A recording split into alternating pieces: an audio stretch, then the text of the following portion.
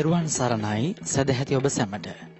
සදහැවත්නි, තථාගත ලෞතර ශ්‍රී සද්ධර්මයේ රසය ලොවට බෙදා දෙන්නට අපවත් වී වදාළ පරම පූජනීය දරණාගම කුසල ධම්ම නායක හිමිපාණන් වහන්සේ කටයුතු කළාසේම උන්වහන්සේ අනුස්මරණය කරමින් ඉදිකලා වූ එසින්ම උන්වහන්සේ නමින් නම් කළ මේ මැදිරි පරිශ්‍රයේ සිට අපි සූදානම් වන්නේ මේ පැයට නියමිත උතුම් දේශනාව ආරම්භ කරන්න.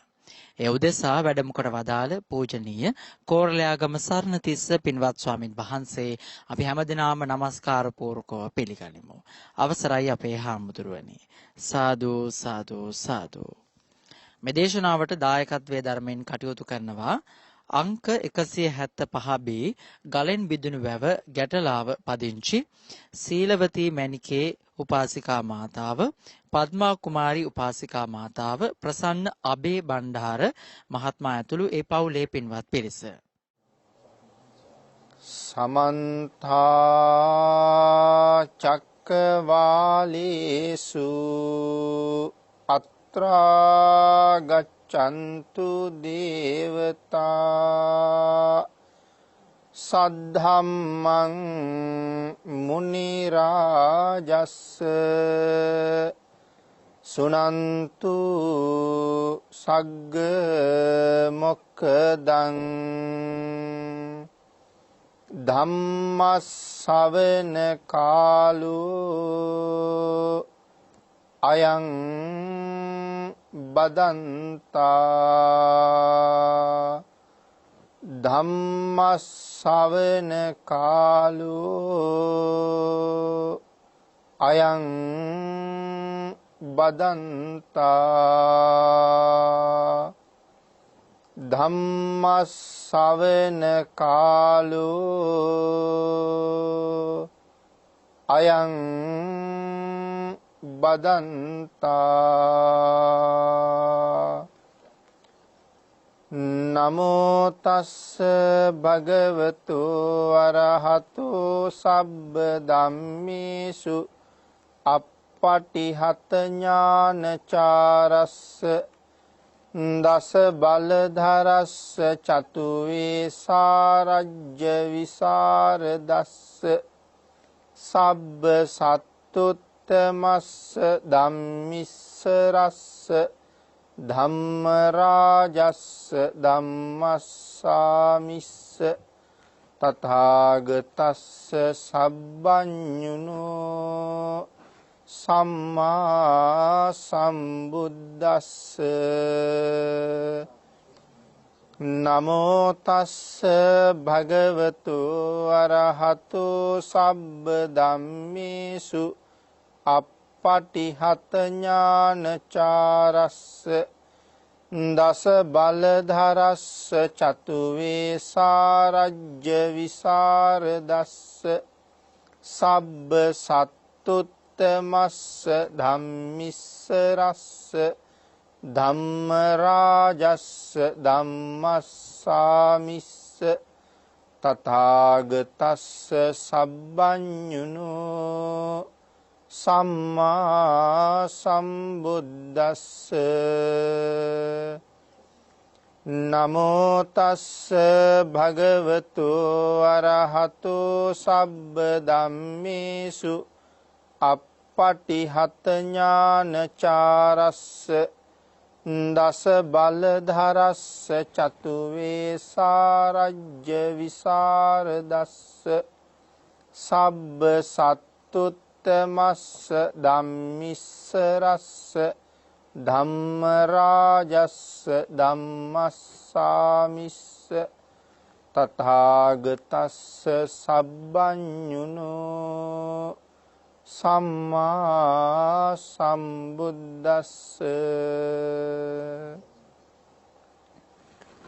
සද්ධර්ම ශ්‍රාවක කාරුණික ගුණගරුක බෞද්ධ පින්නතුනි, බොහෝම ශ්‍රද්ධාවෙන් යුක්තව මේ සූදානම් වෙන්නේ බුදුරජාණන් වහන්සේ විසින් දේශනා කොට වදාළ පරම ගම්බීර වූ ශ්‍රී සද්ධර්ම රත්නයෙන් අබමල් රේණුවකටත් වඩා අඩු පුංචි කොටසක් දේශනා කරවගෙන ධර්ම ගෞරවය පෙරදරි කරගෙන සද්ධර්ම ශ්‍රවණය කරන්නයි. බෞද්ධ මාධ්‍ය ජාලය ඔස්සේ විශාල පිරිසකට ශ්‍රවණය කරන්න මේ දේශනාව ප්‍රචාරය කරවීමෙන් ලබන කුසලයක්, ධර්ම ශ්‍රවණය කිරීමෙන් ලබන කුසලයක් ඊ타ම ඉක්මන් භවයක ඊ타මත්ම කෙටි කාලයකින් සැප සහිත ප්‍රතිපදාවකින් චතුරාර්ය සත්‍ය ධර්මය අවබෝධ කර ගැනීම සඳහාම හේතු වාසනා වේවා කියලා ප්‍රාර්ථනා කරනවා. පින්වත්නි, අපි මේ ධර්ම දේශනා මාලාවේ මේ දිනවල සාකච්ඡා කරන්නේ මරණ සතිය පිළිබඳව. මරණ සතිය පිළිබඳව සාකච්ඡා කරන මේ වැඩසටහනේ ධර්ම දේශනා 7ක් මේ වෙනකොට අපි මරණ සතිය සම්බන්ධයෙන් සාකච්ඡා කරලා තියෙනවා. අද 8 වෙනි දේශනාව තමයි මේ පින්නතුන්ගේ දායකත්වයෙන් සිදු කරන්න බලාපොරොත්තු වෙන්නේ. 7 වෙනි ධර්ම දේශනාව නිමා කරන්නට යෙදුනේ පබ්බතූපම සූත්‍රයේ යම් ප්‍රමාණයක් සාකච්ඡා කරලා. අපි එතන ඉඳලා අද ධර්ම දේශනාව ආරම්භ කරමු. අපේ බුදුරජාණන් වහන්සේ මේ කොසල් රජුරුව මුල් කරගෙන කරපු දේශනාවක් තමයි පබ්බතූපම සූත්‍රය. කොසල් රජුරුවන්ගෙන් බුදුරජාණන් වහන්සේ ඇහුවේ සිව් දිසාවෙන්ම මහ පර්වත 4ක් පෙරලි පෙරලි එන බව ඊටාම විශ්වාසවන්ත කටයුතු කෙනෙකුගෙන් දැනගත්තාම මොකද කරන්නේ? බේරෙන්න දුවන්න ආරක්ෂාවක් හොයන්න තැනක් නැහැ. අහස තරම් උස මහ පර්වත 4ක් හතර පැත්තෙන්ම පෙරලි පෙරලි එනවා.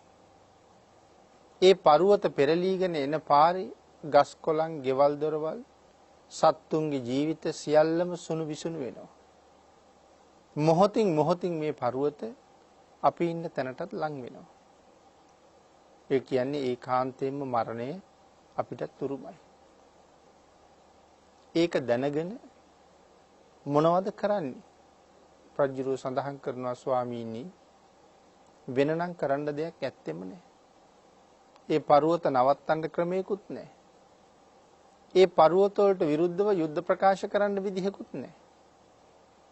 කරන්න තියෙන එකම දේ තමයි කුසල චර්යාවේ සමචර්යාවේ හැසිරෙන එක. පින් කරනවා හැරෙන්න වෙනනම් කරන්න දෙයක් නැහැ. රජුරෝ එහෙම සඳහන් කරාම අපේ භාග්‍යතුන් වහන්සේ පැහැදිලි කරලා දුන්න මහරජය ඒ පර්වත ඒ විදිහට පෙරලි පෙරලි එනවා වගේ අපි හොයාගෙන මරණය හැම වෙලාවෙම ළඟා වෙනවා. අහවල් වෙලාවට මං හොයාගෙන මරණය එන්නේ නැහැ කියලා කියන්න වෙලාවක් නැහැ. රාත්‍රියටත් එනවා, උදේට, දවල්ට, මේ ඕනම වෙලාවක මරණය මං හොයාගෙන එනවා. අමුතුවෙන් ඈත ඉඳලා එනව නෙමෙයි. මරණය අපි එක්කම තියෙනවා. උපදිනකොටම අපි මරණයත් එක්කම තමයි ඉපදිලා තියෙන්නේ. මරණයත් එක්කම ඉපදුනා. මේ දැනුත් මරණයත් එක්කම ජීවත් වෙනවා. නමුත් කොයි වෙලාවෙ මරා ගනීද කියන එක විතරයි අපි දන්නේ නැත්තේ. ඒකාන්තයෙන් මරණ බව දන්නවා. එහෙනම් අර පුරුෂෝ රජ්ජුරුවන්ට කරපු ප්‍රකාශයට වඩා හරි විශ්වාසයි බුදුරජාණන් වහන්සේගේ ප්‍රකාශය. ඒ පුරුෂෝ රජ්ජුරුවන්ට සඳහන් කළේ පර්වත 4ක් එනවා කියලා. බුදුරජාණන් වහන්සේ අපිට පෙන්වුවේ ඕනෑම මොහොතක ජීවිතේ මරණයෙන් කෙරවල වෙනවා කියලා. එහෙනම් අපි මොනවද කරන්න ඕනේ? අපිත් කරන්න ඕනේ කුසල චර්යාවේ සමචර්යාවේ හැසිරෙන එකම තමයි. ජීවිතයේ කුසලයෙන් පෝෂණය කරන එකමයි අවස්ථාව ලද හැම මොහොතකම කරන්න ඕනේ. අවස්ථාව අරගෙන හැම වෙලාවෙම කරන්න ඕනේ. ඒ නිසා මේ කරුණු කාරණා රජුරවන්ට පැහැදිලි කළා. රජුරව සඳහන් කළා, ස්වාමීනි, මරණයෙන් බේරෙන්න ක්‍රමයක් නැහැ. යුද්ධ කරන්න ආපු අයකින් බේරෙන්න පුළුවන්. නමුත් මාරයත් එක්ක යුද්ධ කරන්නත් බෑ. මාරයට ධනෙ දෙන්නත් බෑ. මාරයට අල්ලස් දෙන්නත් බෑ. කිසිම ක්‍රමයකින් බේරෙන්න විදිහක් නැති නිසා අපිට මරණයට යටත් වෙන්නම සිද්ධ වෙනවා. ඒ නිසා සඳහන් කළා යෝ ධම්මචාරී කායේන වාචා උදචේතසා යමෙක් ධර්මෙහි හැසිරෙනවා නම් කයෙන් වචනයෙන් සිතෙන් ඉදේව තං පසංසන්ති පච්ච සග්ගේ ප්‍රමෝදති මේ ලෝකයේ ප්‍රශංසා කරනු ලබනවා පරලෝකයේ අතිශයින්ම සතුටු වෙනවා පරලෝකයේදී ප්‍රශංසා හම්බ වෙනවා කියලා භාග්‍යතුන් වහන්සේ දේශනා කරනවා මෙලවත් ප්‍රශංසාවට භාජනය වෙනවා පරලොවත් ප්‍රශංසාවට භාජනය වෙනවා ඊළඟට භාග්‍යතුන් වහන්සේ පැහැදිලි කරනවා අන්න ඒ නිසාම හැම කෙනෙක්ම මරණය එනතුරු බලාගෙන නොඉඳ තම තමන්ගේ කටයුතු මනාව සම්පූර්ණ කරගත්ත පුජ්‍යලයා හැම වෙලාවෙම ජයග්‍රහණය ලැබුවා කියලා. සබ්බ පාපස්ස අකරණං කුසලස්ස උපසම්පදා සචිත්ත පරියෝදපනං ඒතං බුද්ධාන ශාසන සබ්බ පාපස්ස අකරණං හැම වෙලාවෙම වැරදි ක්‍රියාකලාපයන්ගෙන් අකුසල කර්මයන්ගෙන් වළකින්නම කටයුතු කරන්න. කුසලස්ස උපසම්පදා නොපමාවම කුසල් සම්පාදනය කරන්න ඕනේ. සචිත්ත පරියෝදපන තමන්ගේ හිත හැම වෙලාවෙම පාලනය කරගෙන අකුසලයෙන් වළක්වාගෙන කුසලයට යොමු කරන්න ඕනේ. ඒතං බුද්ධාන ශාසන ඒක තමයි බුදුවරුන්ගේ දේශනාව අනුශාසනාව ඒතං බුද්ධාන ශාසන අපි සමහර වෙලාවට මේක අහන්නේ ඒතං බුද්ධානුශාසනං කියලා බුදුවරුන්ගේ තියෙන පැනවීමක් ආඥාවක් බුද්ධානුශාසනං නෙමෙයි බුද්ධාන ශාසනං කියලා නිවැරදි වෙන්න ඕනේ මනාව ජීවිතයේ ප්‍රඥාවන්ත කරගන්න කුසල ධර්මයෙන් පිහිටවන්න අපිට පුදුම විදිහට උපකාරී වෙනවා බණ අහන එක. අපේ එදිනෙදා හැසිරීම පුදුම විදිහට නිවැරදි කරනවා. අපි කරන හැම පින්කමක්ම නිවැරදි කරනවා ධර්ම ශ්‍රවණය තුළින්. අපි හිතාගෙන ඉන්නවා අපි පින්කම් කරන්න හුඟක් දන්නවා කියලා. නමුත් මනාව ධර්මයේ ශ්‍රවණය කරනකොට මනාව ධර්මයේ ප්‍රගුණ කරනකොට අපිට තේරෙනවා අපි කරපු පින්කම් වල අඩුපාඩු හුඟක් තිබුණා කියලා. සමහර වෙලාවට මේ පින්කම් කරලා තියෙන ලක්ෂ ගණන් කෝටි ගණන් වියදම් කරලා. පස්සේ දැනගත්තාම අඩුපාඩු තිබ්බා කියලා හරියට දුක හිතෙනවා. පසුතැවෙනවා. එහෙම දුකක් පසුතැවීමක් නැතුව හිතන හැම මොහොතකම ප්‍රීතියක් සතුටක් ඉපිලෙන විදිහට පින්කම් සම්පූර්ණ කරන්න මනාව බණ අහලා කරුණු දැනගන්න එක හරි වටිනවා. භාග්‍යතුන් වහන්සේ පැහැදිලි කරන එක තැනක සඳහන් කළේ යමෙක් මනාව ධර්ම ශ්‍රවණය කරන්නේ නැත්නම් හරියට නිකන් වැඩුණ ගොනෙක් වගේ කියලා. ධර්මයේ දන්නේ. මන්සානි තස්ස වඩ්ඩಂತಿ. දවසින් දවස කාලා බීලා ආහාරය නිසා මස් ගොඩ නම් වැවිලා තියෙනවා. ප්‍රඥාව නැහැ. පඤ්ඤා තස්සන වඩ්ඩති. ප්‍රඥාව වැඩිලා නැහැ. ගොනෙක් වගේ මස් විතරයි තියෙන්නේ. ඒ නිසා ධර්ම ශ්‍රවණය කරාම ඔහුගේ ප්‍රඥාව හොඳට වැඩෙනවා. පින්නතුනි මෙතන සඳහන් කරේ මේ නිරන්තරයෙන් කුසල් රැස් කර බුදුරජාණන් වහන්සේගේ අනුශාසනාවට අනුව ජීවිතය පෝෂණය කරන්න කියලා. එවන් පුද්ගලයා මරණයට කොහොමවත් බය නැති කෙනෙක්. බුදුරජාණන් වහන්සේ මේ මරණ සතිය දියුණු කරන්න බලාපොරොත්තු වෙන පුද්ගලයන්ට නිවැරදිව මරණානුස්සතිය සම්පූර්ණ කරගන්න හැටි මනාව පැහැදිලි කරලා තියෙනවා. අපි මේ ධර්මදේශනා මාලාවේ සාකච්ඡා කරන්නේ විශේෂයෙන් අපි මුලින් සිහිපත් කළා විසුද්ධි මාර්ගයේ සඳහන් වෙන කොටසත් ත්‍රිපිටකයේ ඇතැම් සූත්‍රවල තියෙන තවත් කොටසුත් එකතු කරගෙන තමයි මේ මරණ සතිය ගැන සාකච්ඡා කරන්නේ. එහෙමනම් මරණ සතිය, මරණානුස්සති භාවනාව වඩන්න බලාපොරොත්තු වෙන කෙනෙකුට ඒක හරියටම සම්පූර්ණ කරන්නේ කොහොමද කියන එක භාග්‍යතුන් වහන්සේගේ දේශනාවේ තියෙන හැටි මේ සාකච්ඡා කරන්නේ. විශේෂයෙන් සඳහන් කළා කරුණු 8ක් භාග්‍යතුන් වහන්සේ පෙන්නනවා. මරණ සතිය වඩන කරුණු 8ක් පිළිබඳව දේශනා කරනවා. කරුණු 8ක් ඔස්සේ ප්‍රගුණ කරන්න පුළුවන් මේ මරණ සතියේ පළවෙනි කාරණාව වදක පච්චුපට්ඨානය. දෙවෙනි කාරණාව සම්පatti විපත්තිය. මේ කරුණු දෙකම අපි සාකච්ඡා කරලා තියෙන්නේ. මේ දැන් අවසන් කරන්නට යෙදුනේ දෙවෙනි කාරණාව සම්පatti විපත්තිය. කියන 1යි 2යි මේ වෙනකොට අපි සාකච්ඡා කළා. තුන්වෙනි කාරණාව උපසංහරණය. හතරවෙනි කාරණාව කාය බහු සාධාරණතාවය. පස්වෙනි කාරණාව ආයු උබ්බරය. හයවෙනි කාරණාව අනිමිත්තය. හත්වෙනි කාරණාව අද්දාන පරිච්ඡේදය. අටවෙනි කාරණාව කන පරිත්තය. මේ තමයි මරණ සතිය වඩන්න තියෙන ආකාර 8. දැන් මෙහෙම නම් වශයෙන් සඳහන් කරාම මේ දේශනාව අහන පින්නතුන්ට ඔක තේරෙන්නේ නැහැ. ඒ නිසා මේ එක නමකින් සඳහන් කළේ මොන වාගේ කාරණාවක්ද කියන එක අපි විස්තරාත්මකව ටිකක් සාකච්ඡා කරමු.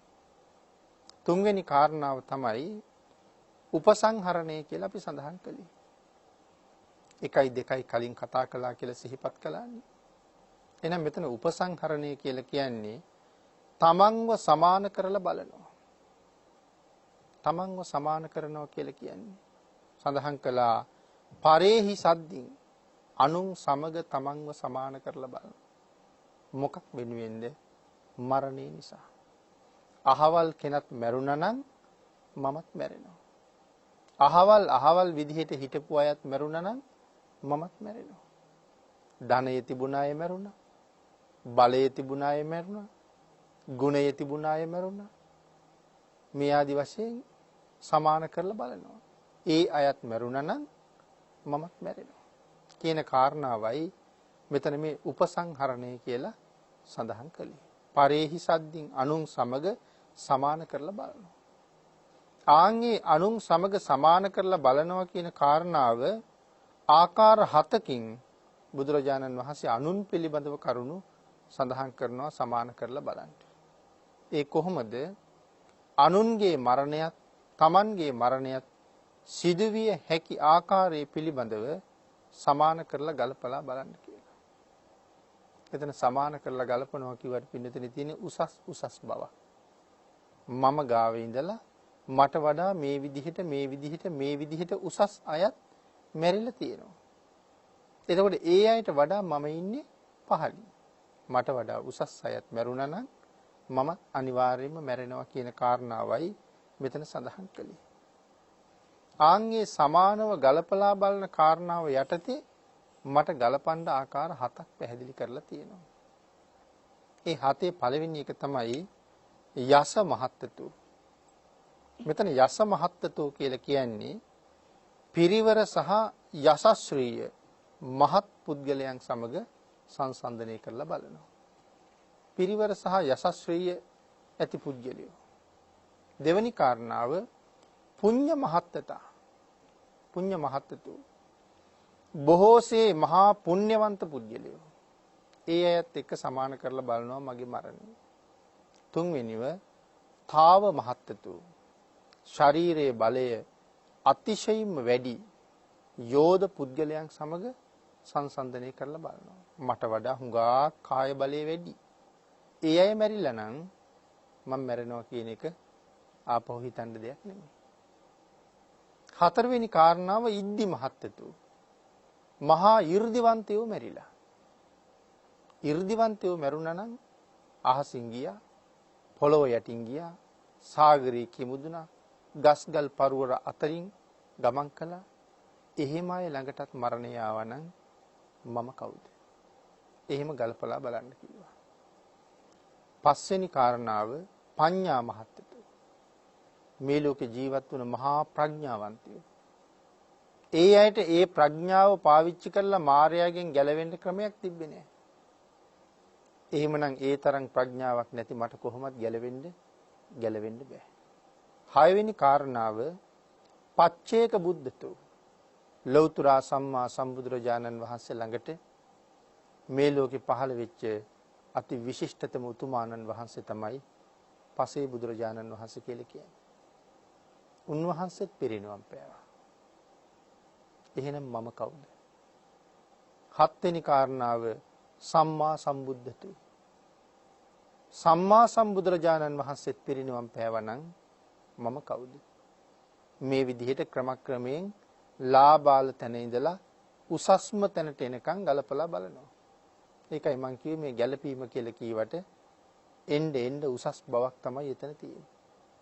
එහෙනම් අපි මෙතන සඳහන් කරපු පළවෙනි කාරණාව තමයි පින්නතුනි මේ බොහොම යසස්ශ්‍රීය තිබිච්ච අය යස මහත්තු ඒ අයත් මරණයටපත් වුණා. අපි පළවෙනි කාරණාවේ ඉඳලා විස්තරාත්මකව සාකච්ඡා කරමු. මේ වාගේ ආකාර 7කින් තමන්ගේ මරණය ගැන හිතන්න කියලා භාග්‍යතුන් වහන්සේ දේශනා කළා. මේ මරණය මහ පිරිවර සහිත පුද්ගලයන්ට ධනය බලය ශක්තිය තිබිච්ච ඕනෑම පුද්ගලයෙක් ළඟට ආව කියලා සඳහන් කළා. මෙතන සඳහන් කරනවා විශේෂයෙන් මේ ලෝකේ පහළ වෙච්ච සක්විති රජවරු පිළිබඳව. මහා සම්මත, මහා මන්ධාතු, මහා සුදස්සන ආදී සක්විති රජවරු. ඒ සක්විති රජවරුත් සියලු දෙනාම මැරුණා. කොහොම බලය තිබුණ අයද, කොහොම ධනය තිබුණ අයද, කොහොම ශක්තිය තිබුණ අයද? මේ මහා කල්පයේ ඉපදිච්ච මහා පුණ්‍යවන්තයා. අපි පින්නතුන් අහලා ඇති මහා සම්මත රජුරෝ කියලා. කාටද මේ මහා සම්මත රජුරෝ කියලා කියන්නේ? මහා කල්පය විනාශ වෙලා නැවත ඉස්සරලාම මිනිස් වාසයක් ඇති වෙන හැටි. මහා කල්ප විනාශය පිළිබඳව විශේෂයෙන් තොරතුරු අග්ගඤ්ඤාදී සූත්‍රවල තියෙනවා. සප්ත සූර්යෝද්ගමන ආදී සූත්‍ර වලින් අපි අහලා තියෙනවා මහා කල්පයේ විනාශ වෙනකොට ඉරවල් 7ක් පායනවා කියලා. මහ පොළොව ගස්ගල් පර්වත සියල්ලම ගිනි ගන්නවා. මහා සාගරයේ අබ පියල්ලකට ගන්න තරම්වත් ජලය නැතු වෙනවා. අන්තිමට සම්පූර්ණ ඉර හඳ පවා නැතු වෙනවා. තනිකරම අඳුරු ගෝලයක් අති දීර්ඝ කාලයක්. නැවත ක්‍රමක්‍රමයෙන් මේ ජලය අඩු වෙන කාලයක් එනවා. මේක සම්පූර්ණ ජල ගෝලයක් බවට පත් වෙනවා. ආබස්සර බ්‍රහ්ම ලෝකෙ සඳහන් කරන්නේ කල්ප විනාශයේදී දිව්‍ය ලෝක පවා විනාශ වෙනවා කියලා. ආබස්සර කියන බ්‍රහ්ම ලෝකෙන් කාලයාගේ ඇවෑමෙන් බ්‍රහ්ම රාජ්‍යයක් මේ ලෝකෙට එනවා. ආන් ඉස්සරලාම ආබස්සර බ්‍රහ්ම ලෝකෙන් පිට වෙලා එන බ්‍රහ්ම රාජ්‍යය තමයි මේ මහමත රජුරෝ බවට පත් වෙන්නේ. ඒ අය ආහාර අනුභව කරන්නේ නැහැ බඹලොවින් එනකොට. ආහාර අනුභව කරන්නේ නැති නිසා ප්‍රීතිය භුක්ති විඳින නිසා ප්‍රීතිය භක්ෂණය කරන අය එහෙම නැත්නම් ප්‍රීති බක්කෝ කියලා නමක් තියෙනවා. ප්‍රීතිය තමයි ආහාරය. මේ ලෝකේ අඳුරු ඊර හඳක් නැහැ. නමුත් ඒගොල්ලන්ගේ ශරීරයෙන් විහිදෙන කාන්තියක් තියෙනවා. ඒ නිසා ලොකු ප්‍රදේශයකට එළිය වැටෙනවා. තමන්ගේ ඇඟෙන්ම ආලෝකයේ තියෙන නිසා ඒ ඇයට ස්වයං ප්‍රභා කියලා හැඳින්වුවා. මේ ජලගෝලයේ වටේ ඒ අය ඇවිල්ලා ස්පර්ශ කරන්නේ නැතුව උඩින් හැමතැනම කැරකෙනවා. එක්කෙනෙක් එනවා ඊළඟට තව එක්කෙනෙක් එනවා ඊළඟට තව කෙනෙක් එනවා. එහෙම ඇවිල්ලා මේ අය මේ ජලගෝලයේ ඇසුරු කරගෙන හැසිරෙනකොට ක්‍රමයෙන් මේ ජලයේ බැහැලා යනවා. ආන්ගේ ආපු මිනිස්සු කාලයක් යනකොට මේ බ්‍රහ්ම රාජයෝනි මේ අයගෙන් එක බ්‍රහ්ම රාජයෙකුට තණ්හා සිතක් ඇති වෙනවා. දැන් වතුර බහැලා ගිහිල්ලා රස පොළව ඉතුරු වෙලා කිරි හට්ටියක් වගේ. හරි සුවඳයි. ඒ සුවඳ දරන්න බැරි තරම් සුවඳක්. ආන් ඒ හින්දා එක්කෙනෙකුට හිතෙනවා මේක රසයිද කියලා බලන්න ඕනේ. දැන් මේගොල්ලෝ බඩගිනියෙන්නේ නැති જાතියක්. ඒ නිසා ඇඟිල්ලෙන් ස්පර්ශ කරලා දිවේ ගාලා බලනවා. හරිම රසයි. දැන් මෙයාට රස තෘෂ්ණාව ඇති වුණා. දැන් තෘෂ්ණාව නිසා මෙයා ටික ටික කඩ කන්න පටන් ගත්තා. එයා කන්න පටන් ගන්නවා දැක්කහම තව කෙනෙක් කන්න ගන්නවා. එහෙම දැන් මේගොල්ලෝ මේක කන්න පටන් ගන්නවා. හැබැයි ඒගොල්ලෝ කන්න පටන් ගන්නකොට මේක වේගෙන් දිය වෙන්න පටන් ගන්නවා. ඊට පස්සේ ඒ කිරිහට්ටිය වාගේ මිදලා තිබිච්ච ස්වභාවය නැතුව යනවා. හැබැයි දැන් කන්න පටන් ගන්නකොට බඩගිනි එන්න පටන් ගන්නවා. ඒ හින්දා දැන් කැමට දෙයක් නැතුව යනවා. ඊට පස්සේ මේ පහ පොළවේ හැදෙනවා හතු జాතියක්. බිම් පපඩම්, භූමි පප්පටක කියලා කියනවා. ඒව අනුභව කළා. ඊට පස්සේ බදාලතා කියලා වැල් වර්ගයක් හැදුනා. ඒ වැල් අනුභව කළා. දැන් මේ වෙනකොට ඒගොල්ලන්ගේ අර ප්‍රභාව නැතුව ගිහිල්ලා. කොහොම හරි ඊට හඳ පහළ වෙනවා. ඒක දීර්ඝ විස්තරයක් අග්ගඤ්ඤ සූත්‍රයේ තියෙනවා. ඊට පස්සේ තමයි ලෝකේ හැල්වි පහළ වෙන්නේ. උදේට ගිහිල්ලා කඩාගෙන එනවා.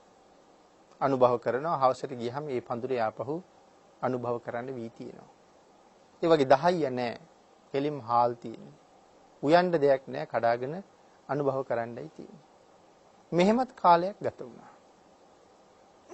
මේ කාලේ මෙහෙම ගත වෙනකොට ස්ත්‍රී පුරුෂ ભેදය ඇති වෙන්න පටන් ගන්නවා.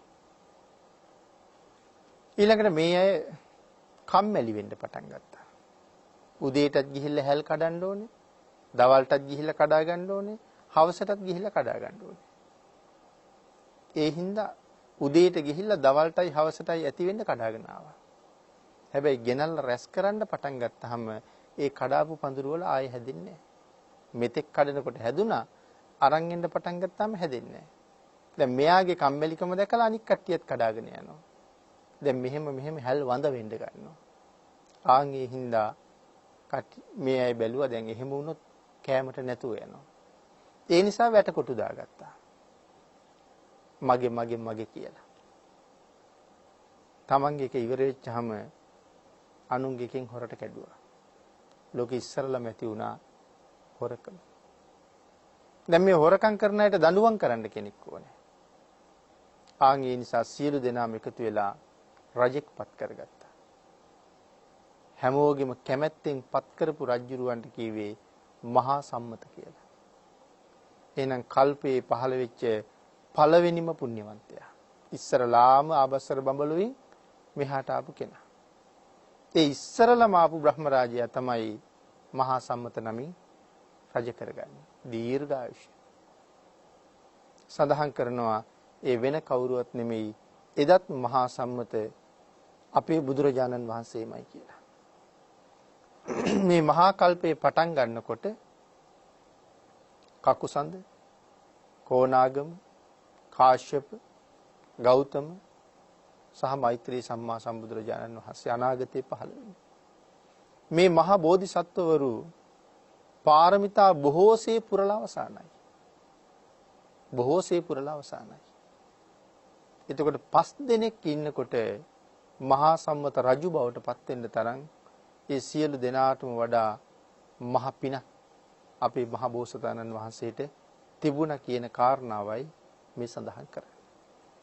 අපි මේ අවස්ථාවට ගැලපෙන්න මේ ටික අරගත්ත මිසක් ඊටාම විචිත්‍ර විස්තරයක් මේ කාරණාව සම්බන්ධයෙන් මේ කල්පයේ ආරම්භය පිළිබඳව පැහැදිලි කරලා තියෙනවා.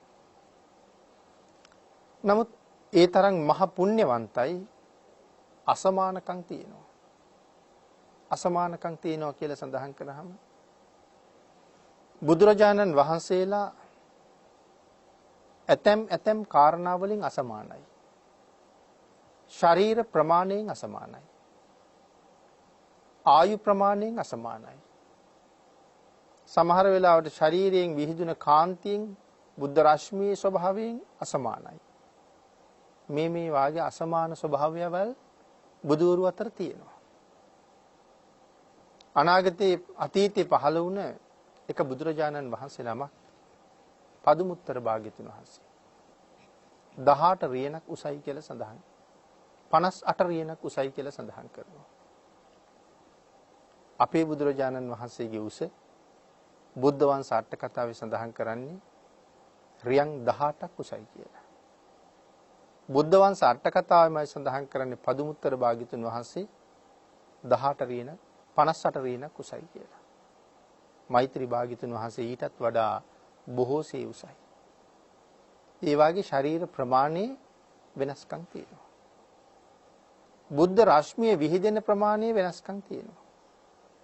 මංගල භාග්‍යතුන් වහන්සේ ලෝකේ පහළ වුණ කාලේ 10000ක් සක්වලට කරවල වැටුනේ නැහැ කියලා සඳහන් කරන්නේ. 10000ක් සක්වල කියලා කියන්නේ සක්වලක් කියලා කියන්නේ ලෝක 31ක්. බ්‍රහ්ම ලෝක 20ක් තියෙනවා. දිව්‍ය ලෝක 6ක් තියෙනවා. අපායවල 4ක් තියෙනවා. මනුස්ස ලෝක 1ක් තියෙනවා. එක ඉරයි, එක හඳයි, එක සක්වලකට පායන්නේ. එතකොට 10000ක් සක්වල කියලා කියන්නේ ඉරවල් 10000ක්, හඳවල් 10000ක් පායන ප්‍රදේශය. මේ ප්‍රදේශයට මංගල භාග්‍යතුන් වහන්සේ බුදු වුණාට පස්සේ කරවල වැටුන්නේ නැහැ කියලායි කියන්නේ. රැවුනේ නැහැ කියලා කියන්නේ. ඒ කියන්නේ හැබෑවටම හිරු බැස්සේ නැහැ කියන එකද? නෑ, ඒ 10000ක් සූර්යෝ හැමෝම බහින වෙලාවට බහැලා ගියා. නමුත් ලෝකෙට අඳුර වැටෙන්නේ නැත්තේ භාග්‍යතුන් වහන්සේගේ ශරීරයෙන් විහිදෙන බුද්ධ රශ්මිය ඒ තරම්ම ප්‍රබල නිසා. සක්වලවල් 10000ක් එළිය කරනවා. එතකොට මිනිස්සු කොහොමද රෑදවල් හඳුනගත්තේ? සඳහන් කරනවා මල් පිපෙනකොට රෑදවල් හඳුනගත්ත කියලා. සමහර මල් ඉර පායනකොට පිපෙනවා. සමහර මල් ඉර බැහැලා යනකොට පිපෙනවා. අදත් ওই පිච්ච මල් වාගේ සමහර වර්ග රැටයි පිපෙන්නේ. සමහර මල් උදේ පිපෙනවා. මේ මල් පිපෙන එකෙන් මිනිස්සු දැනගත්තා දැන් හිරු නගිනවා, දැන් හිරු බහිනවා කියලා. කුරුල්ලෝ කෑ ගහන හැටි වෙනස්. හිර පායනකොට කෑ ගහන කුරුල්ලෝ හිරු බහිනකොට ඊට වඩා වෙනස් විදිහට කෑ ගහනවා. ඒකෙන් මිනිස්සු දැනගත්තා දැන් ඉර පායලා, දැන් ඉර බැහැලා කියලා. අපිට වගේ කරවල වෙලා නම් රෑ වෙලා එළි වුණා කියලා කතාවක් නැහැ. පාරමිතා පුරන කාලේ කරපු විශේෂ පින්කම් වල සුවිශේෂී ආනිසංස වෙනම විපාක දෙන හැටි. හැම බුදුරජාණන් වහන්සේ නමකටම මේ 10000ක් සක්වලට නමුත් පැතිරෙන්න ආලෝකය පතුරවන්න පුළුවන්. ඒක අහවල් බුදුරජාණන් වහන්සේට බැහැ කියලා නෑ. හැබැයි අදිෂ්ඨාන කරන්න ඕනේ. මංගල බුදුරජාණන් වහන්සේට අදිෂ්ඨානයක් අවශ්‍ය නෑ. નિરાයාසයෙන්ම පැතිරෙනවා. සංසාරේ කරගත්ත පහම් පින්කමක මහ කුසල ශක්තිය. ඒක ලෞතර බුදුරජාණන් වහන්සේ නමකගේ සර්වඥ ධාතුන් වහන්සේලා වැඩ ඉන්න චෛත්‍ය රාජානන් වහන්සේ දැකලා ජීවිත පූජාවක් කරන්න හිතුණා. පහම් පූජාවක් එක්ක. හොඳට නාගෙන ඇවිල්ලා අලුත් ඇඳුම් ගත දවටගෙන මුළු ශරීරෙම තෙලෙන් පොඟවගෙන ශරීරයට ගිනි දල්වගෙන බුදුරජාණන් වහන්සේ උදෙසා මගේ ශරීරයේ දැවෙන ආලෝකය ආලෝක පූජාවක් වේවා කියලා චෛත්‍ය රාජයා ප්‍රදක්ෂිනා කළා. සඳහන් කරනවා රෝම කූපයකටවත් හානියක් වුණේ නැහැ කියලා. ආන් එහෙම ජීවිතේ අත්හැරිය බුදුරජාණන් වහන්සේ වෙන්නේ. ගින්දරෙන් පිච්චෙන වේදනාව අත්හැරිය බුදුරජාණන් වහන්සේ වෙන්නේ. ඒ කියන්නේ මම දෙවි දෙවෙන දුක භාග්‍යතුන් වහන්සේ නිසා දුකක් නෙමෙයි කියලා හිතුවා. ආන් ඒ කරපු කැපකිරීම තමයි මේ තරම් බුද්ධ රශ්මියක් විහිදෙන්න හේතු වෙන එක කරුණක්. තවත් ඒ වගේ කරුණු තියෙනවා. එහෙනම් ලෞතර බුදුරජාණන් වහන්සේ වෙනුවෙන් ජීවිතේ පූජා කළත් පාඩුවක් නෙමෙයි අපිට වෙන්නේ. දිවි හිමියෙන් කියලා භාග්‍යතුන් වහන්සේ ළඟ අපි පොරොන්දු වෙන්නේ ඒ නිසා. හරියට මේ පොරොන්දු ආරක්ෂා කරන්න පුළුවන් නම් මේ සංසාරේ අපි මොනතරම් සුවපත් පුද්ගලයෝ බවට පත් වෙනවද? පදුමුත්තර බුදුරජාණන් වහන්සේ ගිහිගේ අබිනිෂ්ක්‍රමණය කළාද? හෙට එළවෙනකොට ලෞතර බුදු වෙනවා. එක දවසයි බුද්ධත්වයට ගත වෙන්නේ. සෑම බුදුරජාණන් වහන්සේ නමක්ම ලෞතර බුද්ධත්වයේ ලැබුවට පස්සේ වජ්‍රාසනයේ මත දවස් 7ක් එක දිගට වැඩ ඉන්නවා. ඒක හැම බුදුරජාණන් වහන්සේටම සාධාරණයි. හේතුව මේ වජ්‍රාසනය තමයි මේ ලෝකේ පහළ වෙන අති සුවිශේෂීම ආසනය. වජ්‍ර කියලා කියන්නේ දියමන්ති වලට. මාණික්‍යමය ආසනය. බුදුරජාණන් වහන්සේගේ ශරීර ප්‍රමාණයේ හැටියට මේ ආසනයේ ප්‍රමාණය වෙනස් වෙනවා. මෙවන් ආසනයක් මත මහ බෝසතාණන් වහන්සේ හැර වෙන කාටවත් වැඩ ඉන්න බෑ. ඒ සුදුසු වෙලාවට මහ පොළොවේ නාභිය පලාගෙන මේ ආසනය මතුවේ. වෙන කවුරුවත් වෙනුවෙන් මතුවෙන්නේ නැහැ. සුදුසු පාරමිතා පුරලා ඉවර කරලා ඉන්න ඕනේ. මොකද්ද මේ මහ පොළොවේ නාභිය කියලා කියන්නේ? මහා කල්පයේ ඇති වෙලා ලෝකේ විනාශ වෙනකොට, මහා කල්පේ විනාශ වෙන්න යනකොට අන්තිමටම විනාශ වෙන තැන. ඒ තමයි මේ මහ පොළොවේ ශක්තිමත්ම තැන. නැවත සක්වල හට ගන්නකොට මුලින්ම මතුවෙන තැන. අන්තිමටම වෙනසෙන තැන, මුලින්ම හට ගන්න තැන. එතන තමයි මහ පොළොවේ නාභිය, ශක්තිමත් තැන. අපි ජීවත් වෙන ලෝකේ එතන කොතන වෙන්නේ ඇද්ද? ධර්මයේ සඳහන් කරනවා ඒ වෙන කිසි තැනක් නෙමෙයි. ගයාවේ බෝධින් වහන්සේ පිහිටලා තියෙන්නේ ඒ නාභි මණ්ඩලයේ මතයි කියලා. විශ්වයේ පහළ වුණාද යම් තාක් බුදුරජාණන් වහන්සේලා, උන්වහන්සේලා සියලු දෙනාම බුද්ධත්වයේ ලබන්නේ එතනයි. අනාගතයේ පහළ වෙනවද යම් තාක් ප්‍රමාණයක්, සියලු දෙනාම බුදු වෙන්නේ එතනයි. මොකද හැම බෝධිසත්වයන් වහන්සේ නමක්ම ලෞතර බුද්ධත්වයේ ලබන්නේ සමාධීන් කෝටි ලක්ෂ 24කට සමවදිනවා. සමාධීන් කෝටි ලක්ෂ 24ක් කියලා කියහම මේ කෝටි ලක්ෂ 24ක් සමාධීන්ට සමවදින්න මාස ගාණක් ගත කරනවද? සුළු කාලයක් තුල ඊටාම වේගෙන් සමවදිනවා. සඳහන් කරනවා ඒ සමාධීන්ට සමවදින වේගය කොයිතරම්ද මේ මහ පොළොවේ වෙන තැනක උත්සාහ කළොත් ලෝකය විනාශ වෙනවා කියලා. ආන් ඒකයි හැම බෝසතාණන් වහන්සේ නමක්ම බෝධි මණ්ඩලයේ ළඟට වඩින්නේ. ඒ සමාධීන්ට සමවදින වේගය දරන්න පුළුවන් තැනක් මේ මහ පෘථුවියේ තියෙනවා නම් ඒ ඔය බෝධි මණ්ඩලයේ ළඟ විතරමයි. ඒන් සුදුසුම තැනයි වජ්‍රාසනයේ පහළ වෙන්නේ. ජය ශ්‍රී මහ බෝධි රාජයන් වහන්සේට පිටුපාලා වැඩ ඉන්නේ මේ වජ්‍රාසනයේ මත. ඒකට කරුණු අපේ බුදුරජාණන් වහන්සේ තව තැනක පැහැදිලි කළා. සවැත් නුවර ආනන්ද අග්‍ර උපස්ථායකයන් වහන්සේගේ මූලිකත්වයෙන් බෝධින් වහන්සේ නමක් රෝපණය කළා. ජේතවනාරාමයේ. අදත් අපි කතා කරනවා ආනන්ද බෝධිය කියලා. බෝධින් වහන්සේ රෝපණය කරනකොටම ආශ්චර්යමත් කරුණු කීපයක් සිද්ධ වුණා. එයින් ප්‍රීතියටපත් වෙච්ච ආනන්ද ස්වාමින් වහන්සේ බුදුරජාණන් වහන්සේට ආරාධනාවක් කළා. ස්වාමීනි භාග්‍යතුන් වහන්සේ, එදා ගයාවේ බෝධි මූලයේ ළඟ යම්සේ භාග්‍යතුන් වහන්සේ වැඩ හිටියද, ස්වාමීනි ආන් ඒ විදිහටම මේ බෝධින් වහන්සේ ළඟ අපිට අනුකම්පාවෙන් වැඩ ඉඳලා බෝධින් වහන්සේ තවත් පූජනීය වස්තුවක් කරන්න කියලා. ඒ වෙලාවේ බුදුරජාණන් වහන්සේ පැහැදිලි කළ ආනන්ද, යම් දවසක ගයාවේ බෝධින් වහන්සේ මුල වැඩ හිටියද ඒ විදිහට ආයේ මේ ලෝකෙ කිසි තැනක වැඩ ඉන්න බෑ කියලා. එතන විතරයි එහෙම වැඩ ඉන්න පුළුවන් කියලා. ඒ කාරණාවිනුත් මේ කරුණ කියනවා. එහෙනම් මහ පොළොවේ නාභිය. එතන තමයි වජ්‍රාසනයේ පහළ වෙන්නේ. මේ ආසනයේ මත දවස් 7ක් එක දිගට වැඩ ඉන්නවා. පිළිතුරු මේ ආසනයේ උඩ වාඩි වෙන්න කොයි තරම්නම් සංසාරේ දුක් විඳද. බණපද දෙකක් අහලා රහත් වෙන්න පුළුවන්කම තිබිච්ච සුමේද තාපසතුමා ඒක අවස්ථාව මගහැරලා මහා කල්ප අසංඛ්‍ය 4කුත් ලක්ෂ 1ක් මේ සංසාරේ අපායේ තිරිසන් ලෝකේ පවා ගමන් කරමින් අනන්ත දුක් විඳමින් පාරමිතා පිරුවේ ඔබත් මමත් සංසාරයෙන් එතර කරන්න ඕන නිසා. එහෙනම් තව විදිහකට කිව්වොත් ඒ පාරමිතා පුරන්නේ මේ වජ්‍රාසනයේ මත ඉඳගන්න. තවත් විදිහකට කිව්වොත් ඒ ලෞතුරා බුදු වෙන්නේනේ. ලෞතුරා බුදු වෙන්නේ මේ වජ්‍රාසනයේ මතම තමයි. එහෙනම් මේ ආසනයේ මත වැඩ ඉන්න විඳලා තියෙන දුක්ඛන්දරාව මේ ලෝකේ කාටවත් වචන වලින් නම් කියන්න බෑ. එහෙනම් ඒ ආසනයේ මතින් නැගිටින්නේ නැතුවම මහබෝසතාණන් වහන්සේ ලෞතර බුද්ධත්වයේ ලැබලා මෙනෙහි කරනවා මම මෙතෙන්ට එන්න කොයිතරම් සසර දුක් විඳලාද. ප්‍රීතියෙන් ප්‍රීතියටපත් වෙන උන්වහන්සේ ඒ බලාපොරොත්තු මුදුන්පත් වීම නිසා. ඒ හින්දා දින 7ක් ඒ වජ්‍රාසනයේ මත වැඩ ඉන්නවා.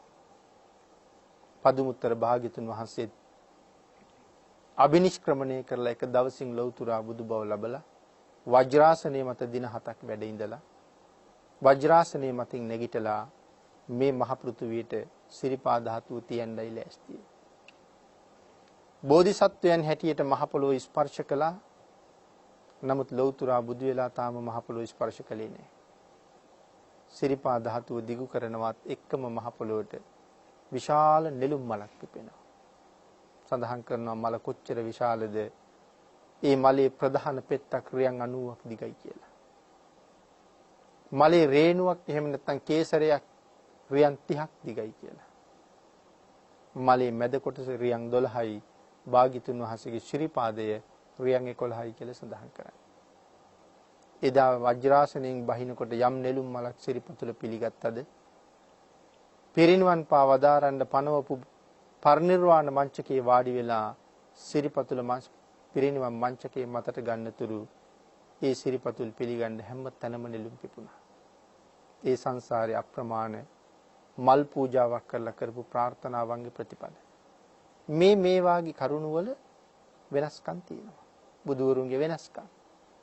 අපේ බුදුරජාණන් වහන්සේගේ සිරිපාදයේ පිළිගන්නත් නෙළුම් මල් පිපුණා. ඒ අපි කතා කළේ අර බෝධිසත්ව අවදියේ නෙමෙයි. අප්‍රමාණ බුද්ධ ලීලාවෙන් යම් ගමනක් වඩිනවා නම් එදාට භාග්‍යතුන් වහන්සේගේ ගමන හරි අසිරිමත්. ආන්ගේ අප්‍රමාණ බුද්ධ ලීලාව විහිදවනවා කියලා සඳහන් කරන්නේ. හැමදාම බුදුරජාණන් වහන්සේ බුද්ධ ලීලාවෙන්ම වඩින්නේ. සඳහන් කරනවා අඟුලිමාලයන් වහන්සේ හොයන්න යනකොට තමන් වහන්සේගේ ශරීරයෙන් නික්මෙන බුදුරැස් සිවුර ඇතුලේ හංගගත්තා කියලා. එතකොට කවුරුවත් අඳුරන්නේ නැහැ මේ යන්නේ බුදුරජාණන් වහන්සේ කියලා. පුක්කුසාති රජුරෝ හොයන්න යනකොට තමන් භාග්‍යතුන් වහන්සේ බව දැනගන්න ඉඩ තිබ්බේ නැහැ. ඒකනි පුක්කුසාති රජුරෝ දැන් මහාන වෙලා ඇවැත්නි කියා බුදුරජාණන් වහන්සේ කතා කළේ. පාන්දර ජාම වෙනකොටනේ තමන්ටම වැටහුනේ මම හොයාගෙන යන මේ ලෞතර බුදුරජාණන් වහන්සේද ඊයේ රාත්‍රියේ මගෙත් එක්ක මේ කුඹල් හලේ පහන් කළේ කියලා. පස්සේ දැනගන්න. වෙන දැනගන්න විශේෂයක් පෙන්වුවේ නැහැ. ආන් එහෙම වඩින වෙලාවට තමන් වහන්සේගේ බුද්ධ ලීලාවෙන් වඩින්නේ නැහැ. නමුත් සමහර වෙලාවට අපරිමිත බුද්ධ ලීලාවෙන් වැඩම කරනවා. ආන්ගේ වැඩම කරන වෙලාවටත් සිරිපා ධාතුව පිළිගන්න නෙළුම් පිපෙනවා. ඒක හැම බුදුරජාණන් වහන්සේ නමකට සාධාරණයි. සමහර බුදුරජාණන් වහන්සේලාගේ ඇතැම් පින්කමක් සුවිශේෂී වෙච්ච නිසා විශේෂයෙන් විපාක දෙනවා. අනික් බුදුරජාණන් වහන්සේලාට අදිෂ්ඨාන කරන්න ඕනේ.